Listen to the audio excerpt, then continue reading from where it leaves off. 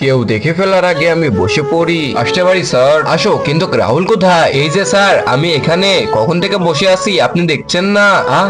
এ কখন আসলো? আচ্ছা তোমরা ভিতরে যাও, সবাই যেয়ে বসো।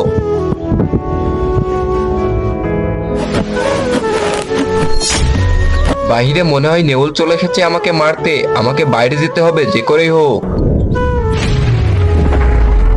রাহুল তুমি দাঁড়াও, দাঁড়িয়ে পড়া বলো। এ কি, রাহুল আবার কোথায় গেল? স্যার ও কখন কোথায় যাচ্ছে কিছুই তো জানি না আমরা। আজকে যদি ও একবার আসে, ওর কপালে দুঃখ আছে।